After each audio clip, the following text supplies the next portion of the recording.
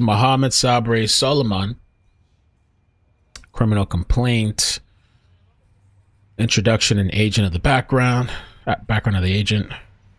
Okay. Jurisdiction, blah, blah, blah. Probable cause. According to a post on Facebook, an organization called Run for Their Lives organizes a weekly walk across locations in the United States as a way to call attention to Israeli hostages still being held in Gaza. As documented in the post, the organization walks in Boulder every Sunday and posted about a walk on Sunday, June 1st at 1 p.m. on the corner of 8th and Pearl Street, Boulder, Colorado. On June 1st, at approximately 2 p.m. Mountain Time, Soliman threw 2 lit Molotov cocktails at individuals participating in pro-Israel gathering near Boulder Courthouse. That's ballsy, too, to do that right by the courthouse. When he threw the Molotov cocktail, Soliman yelled, "Free Palestine! Free Palestine!" And the Molotov cocktails ignited the crowd of people, causing burn injuries to 8 individuals. Soliman was detained by local law enforcement. A black plastic container with a yellow top was found near where Soliman was arrested. In the black plastic container were at least 14 unlit Molotov cocktails. That's wild, bruh. So he was planning to do way more damage. Because what I had heard, and maybe they'll say it here in the affidavit, I heard that he actually caught himself on fire. He kind of got on fire himself, and that's why he ended up shirtless. Compromised of glass wine, carafe bottles, or ball jars containing clear liquid and red rags hanging out of the bottles. Near the black plastic container was a backpack weed sprayer, potentially containing a flammable substance. The clear liquid in the glass bottles and weed sprayer were determined to be 87 octane gasoline, which was determined to contain xylene based on a field test. Okay, hold on.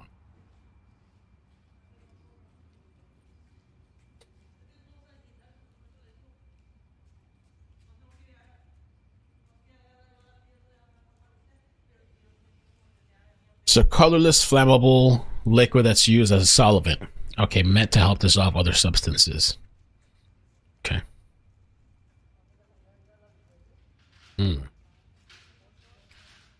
So, law enforcement located a 2015 silver Toyota Prius. Had to be a Prius. You know it.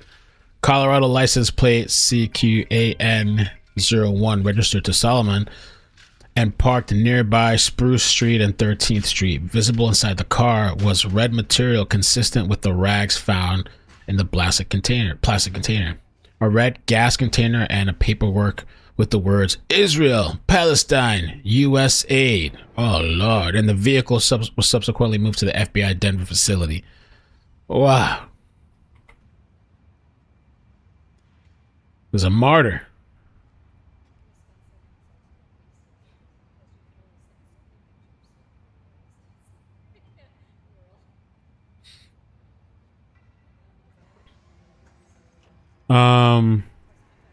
Let me keep going here. Soliman was placed under arrest and Mirandaized interview was conducted by local and federal enforcement. During the interview, Soliman stated that he researched on YouTube how to make Molotov cocktails, purchased the ingredients to do so, and constructed them. He traveled to Boulder, Colorado in his vehicle with the Molotov cocktails and threw 2 of the cocktails at individuals participating at the pro-Israel gathering. He also stated he picked up gas at a gas station on the way to Boulder. He stated that he wanted to kill Zionist people and wished they were all dead. Soliman stated he would do it, conduct an attack again. He specifically targeted the Zionist group that had gathered in Boulder, having learned about the event. I just have the live use. I just have a device sitting on the ground, so that should be right. Okay. So he knew about the event. He arrived at 12:55 p.m. Throughout the interview, Soliman stated that he hated the Zionist group and did this because he hated this group and needed to stop them from taking over our land. Wow. Which he explained to be Palestine. He said, why don't you go over there? Go live in Palestine then. He stated that he had been planning the attack for over a year and was waiting until after his daughter graduated to conduct the attack. Also during the interview, Soliman stated that he resides at 2316 Washoe Circle with his wife and 5 children. You got 5 kids, but you got all this time in your hands with 5 kids? I barely had time. How do you have all that time with 5 kids and a wife? She wasn't nagging your ass when you left? Or you were making these bombs? Or did she approve of the bombs? Wait, what's all that noise? Oh, okay. Let me mute it for a second.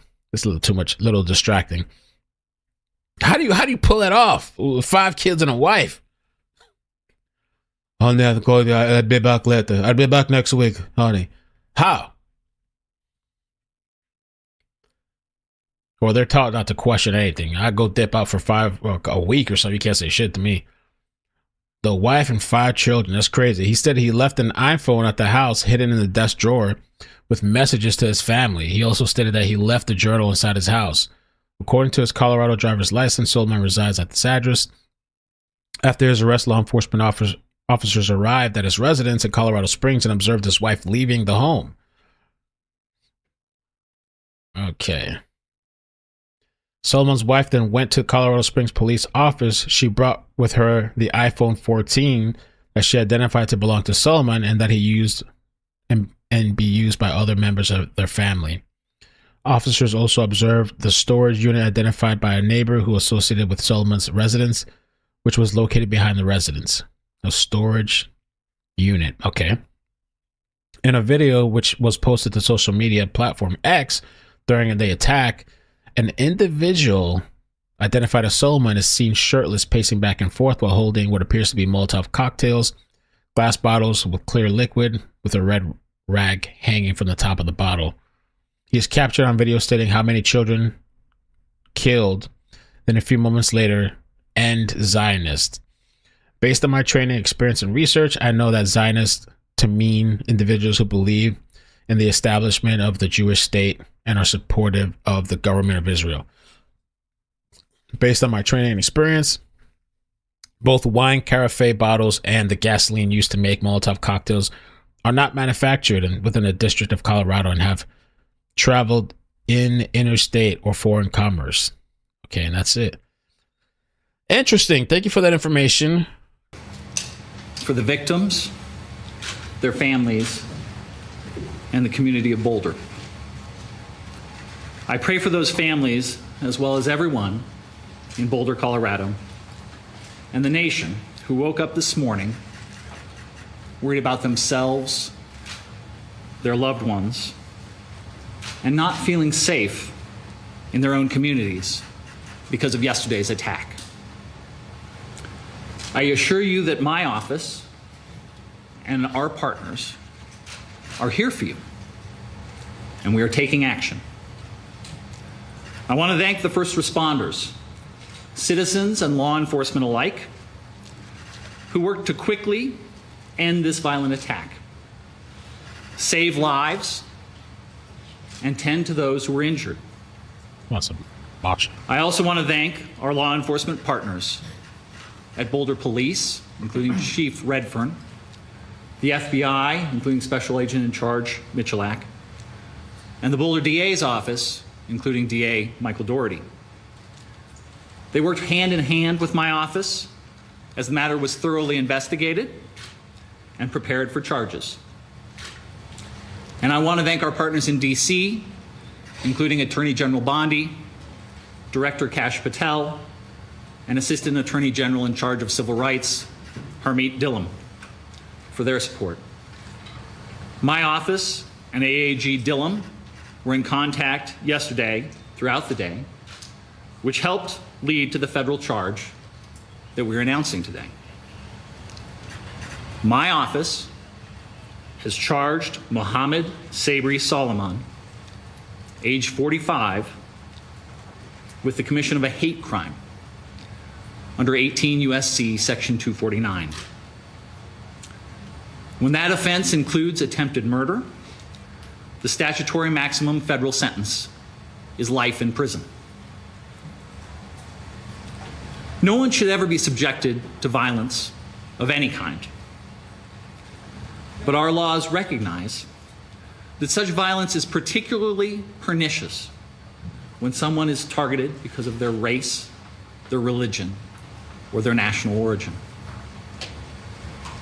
According to our complaint, and the charges brought by DA Doherty's office, Mr. Soliman stated that he had been planning this attack for a year.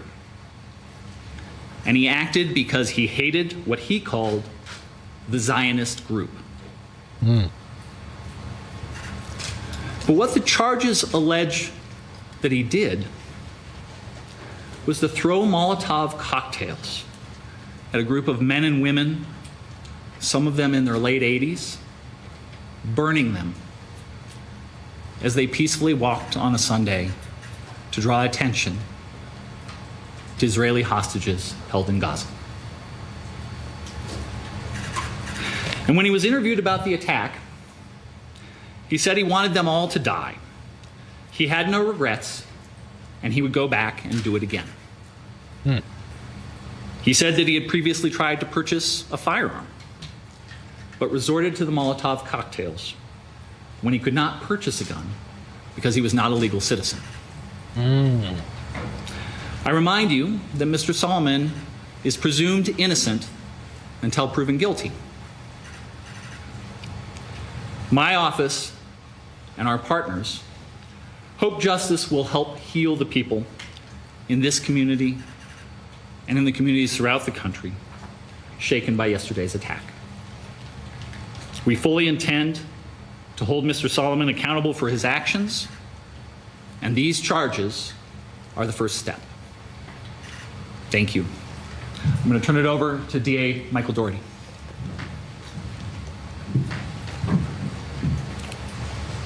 Good afternoon. I'm Michael Doherty. I'm the District Attorney for Boulder County. I appreciate the members of the media who are here today so we can help provide this update to a grieving and traumatized community. What you see here today is us standing shoulder to shoulder, ensuring that justice is done in response to this tragic and terrible attack. We stand united in denouncing hate, terror, and violence in this community. We're united in condemning acts of anti-Semitism, hate, and violence, and we're also united in a strong response to this horrific attack.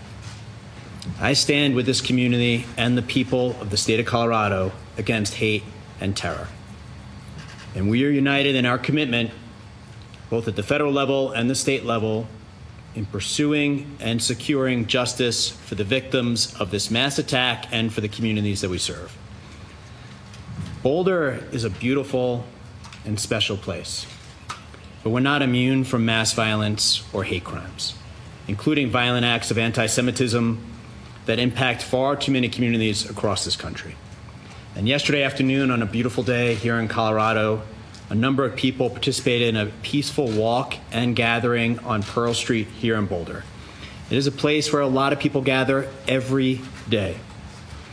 And the ones who joined in this peaceful gathering are now the victims of a senseless, unjustified, and horrific mass attack. And to all the victims, their loved ones, and to this community, I promise you that each one of us up here today will work tirelessly to ensure that justice is done and the defendant is held fully accountable. I want to recognize, as the U.S. Attorney did, the response by community members who helped in the minutes immediately following the attack and came to render aid to victims who had suffered through a horrific attack upon them. Also, I want to recognize the courage and the rapid response by the Boulder Police Department, who once again were called to respond to a truly horrific attack upon innocent members of our community and responded without a second of delay.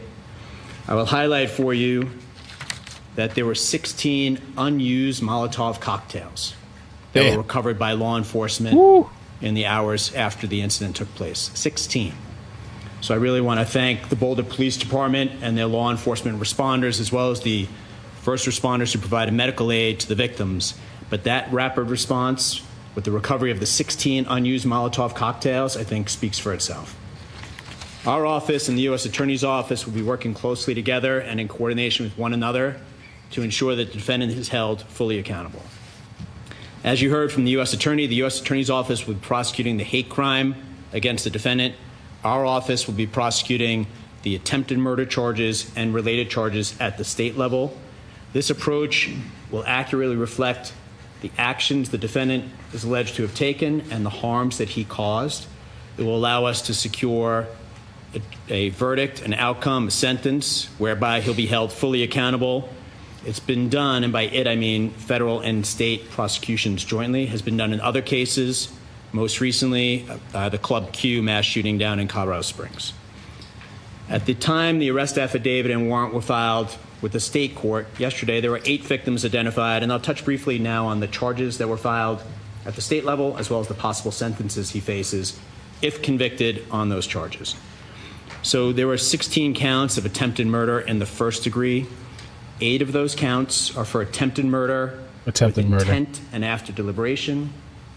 The other 8 counts are attempted murder with extreme indifference. So 16 counts total. If the defendant's convicted and those counts are running consecutive to one another, he would face a maximum of 384 years in state prison. He's also charged with 2 counts of use of an incendiary device. If convicted of those charges and they run consecutive, he would face a maximum sentence of 48 years. He's also charged with 16 other counts of attempted use of an incendiary device. And again, if convicted and if they run consecutive, the maximum on those counts would be 192 years. So 384 years on the attempted murder, 48 on the use of the Molotov cocktails, and then the attempted use would be 192 years. The judge set a $10 million cash-only bond on the state charges. As you are aware, he's going to be going before the judge this afternoon at the jail. I believe that is scheduled for 3:30, but I rely on the sheriff's office to communicate with members of the media of the exact time. Thanks to the investigation by federal, state, and local partners, and I just want to highlight for you, this is a horrific attack. But as district attorney, when I walk into this building and I see the FBI, Boulder PD, and all the law enforcement partners working, it's the exact response I hope to see. The teamwork they demonstrate, the work they put into it. If you were downstairs right now, you'd see incredible law enforcement officers and investigators working calmly, professionally, and tirelessly to ensure we get all the information we need to get the right outcome in the criminal cases that the U.S. Attorney's Office and my office will prosecute. Through their work, we've now identified 4 additional victims, so there's now a total of 12 victims. And as you'll hear from the FBI special agent in charge, we're going to continue to encourage victims and witnesses to come forward and contact law enforcement. But we now have 12 victims, and on the later this week, we'll be filing formal charges against him. That's our normal process. So the filing of formal charges by the district attorney's office will reflect 12 victims, and if more come forward, additional victims as well. On my final note, what I want to stress is this community has experienced too many tragedies: fires, floods, and mass attacks. But each time I've seen this great community respond with strength, resilience, and support for one another. I trust and hope that that will happen again now. That for the many members of the community who've come forward before to help one another, to support one another, to comfort one another, that will happen again today and in the weeks, months going forward. That once again our community will rally to restore peace and to bring support and comfort one another during this dark hour. As your district attorney, I want to remind the members of the media and the community that the defendant's innocent unless and until proven guilty, and the charges are merely allegations. I'm going to turn it over to the special agent in charge of the FBI, and then we're happy to take questions after each one of us is done. Thank you. Good afternoon. I'm Mark McCulloch, Special Agent in charge of the FBI's Denver field office, and want to provide a quick investigative update. The FBI has been here on the scene in Boulder for the past 24 hours, and we stand shoulder to shoulder with the Boulder Police Department and our partners. Their heroic and swift actions clearly saved lives. As mentioned, there were 16 unused Molotov cocktails within arm's reach of the subject at the time of his arrest. So there is no question that the first responders saved lives and prevented further victims from being injured. And I think the fact that we have both federal and state charges within 24 hours of this attack is a testament to the strength of the partnerships, the professionalism of the investigators, and our commitment to the community and to each other to pursue justice. We continue to support the victims, their families, and the greater community with personnel and resources. Our hearts go out to the victims, and we want you to know that we are committed to being here for you. Since 2 o'clock yesterday, more than 30 special agents, intelligence experts, and professional staff have deployed to provide forensic, investigative, and crisis management support, as well as additional resources are being surged from other field offices and at our headquarters in Washington, D.C., and they're on the way. While at this time it appears the perpetrator acted alone, we do continue to investigate all possibilities and pursue all investigative leads. If we uncover evidence that others knew of this attack or supported the subject in this attack, rest assured that we will aggressively move to hold them accountable to the fullest extent of the law. Since the investigation began 24 hours ago, the FBI has conducted 44 witness interviews. We've executed search warrants on vehicles, property, and digital devices. We've deployed our full evidence response team both to Boulder at the main crime scene and the execution of a search warrant at a residence tied to the subject in Colorado Springs. Members of the ERT worked through the night to gather all evidence so that Pearl Street could swiftly be reopened this morning. We've deployed victim specialists to hospitals and assigned one to each and every victim that's been identified to date. We've set up a digital media tip line. We've deployed a mobile command post for information sharing and evidence control, and we continue to canvass for witnesses, additional victims, and camera footage. We ask that you call us at 1-800-CALL-FBI if you have any information about the events that transpired yesterday. If you saw something, if you heard something, if you have information, our investigators want to hear from you. If you have multimedia evidence, whether that is photos, social media posts, or videos related to the attack, please visit the site that we've established, and you can provide your information at fbi.gov/Boulder attack. We at the FBI are not tracking any credible threats to the Boulder community at this time. However, if you see something suspicious, we urge you to call 911. The FBI takes seriously its mission to protect the American people of the United States, both nationally as well as here and in Boulder. Hate-fueled acts of violence have no place in our community, and we will use every tool and resource available to hold those who commit such acts fully accountable. And I'll turn it over to Chief Redfern.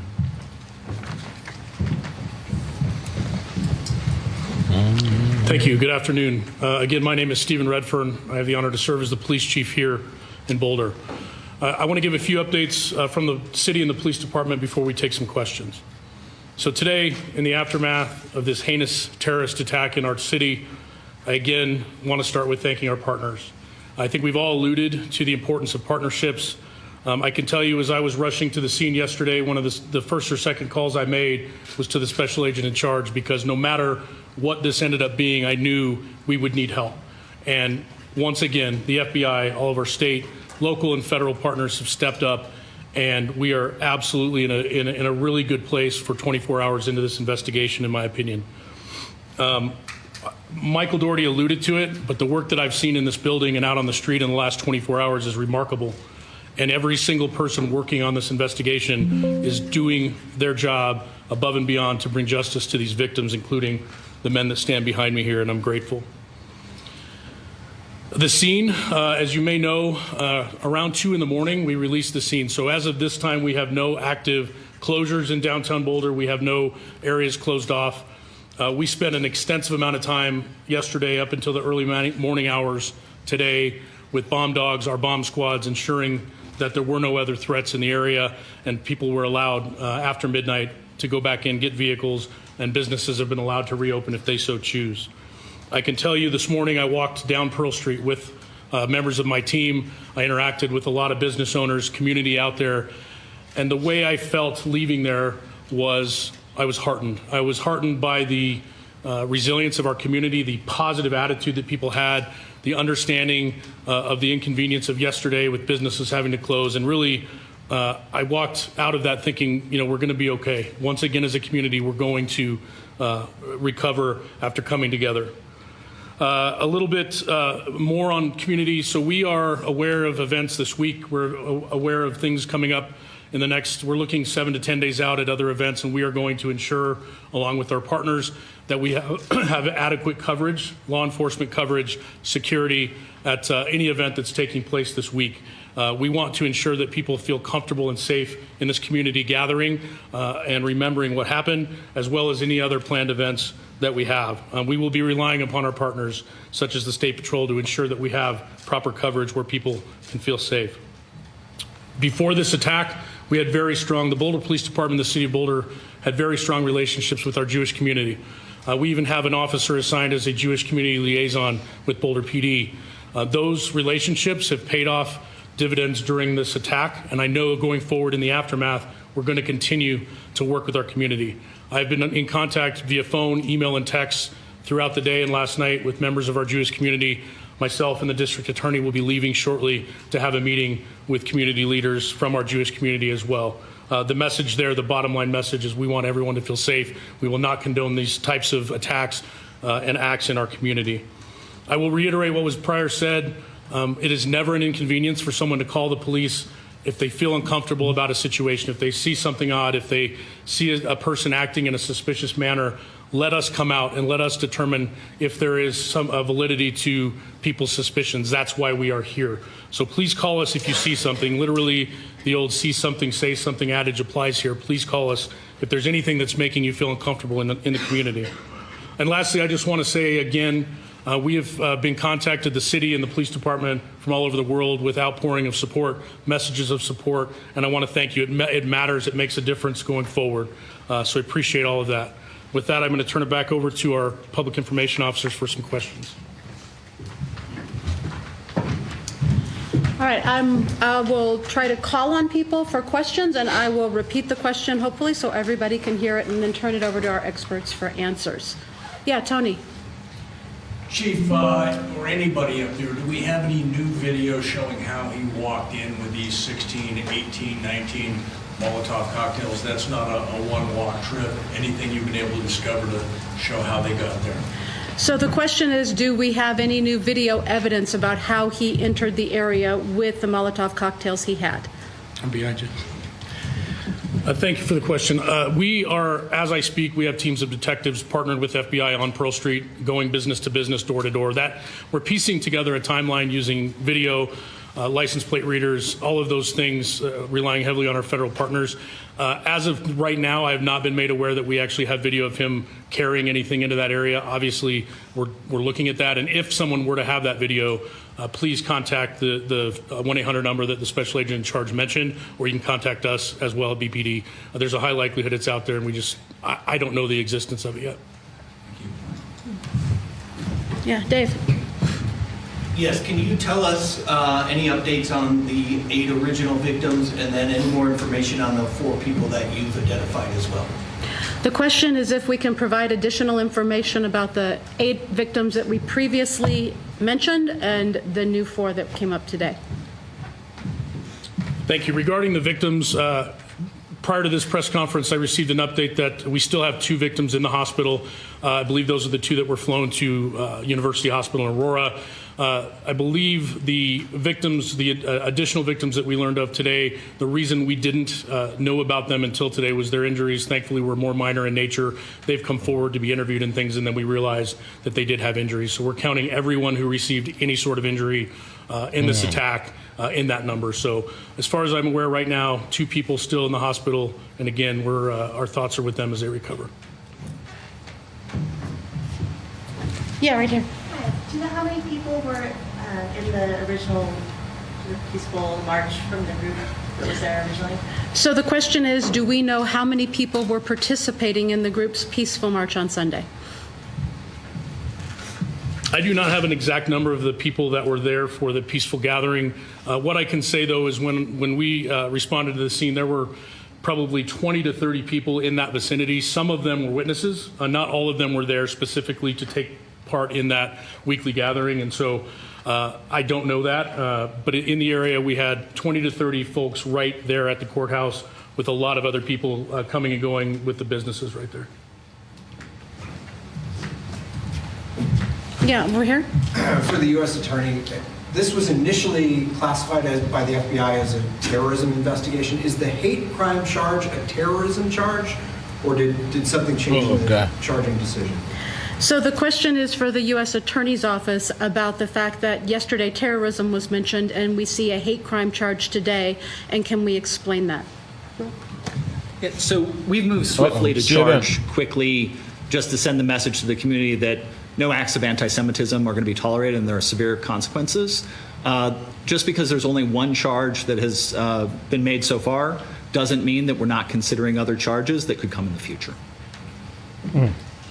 Yeah, I'll go off the way. I know y'all want to get that one in. Clarity, Chief. We're hearing UC Health says they have 3 victims there. Is it 3 or 2? Question is about victims at UC Health. I don't have that clarity that you're asking for regarding the number. We've been told 2. It's possible it's 3. We may be not having updates on if people have been released. We can absolutely follow up with that number. We can firm it up after this and put that out. In the back with the hat. Was there any prior knowledge of Soliman as a potential threat before yesterday? So the question is, was there any no. prior knowledge that the perpetrator was a threat?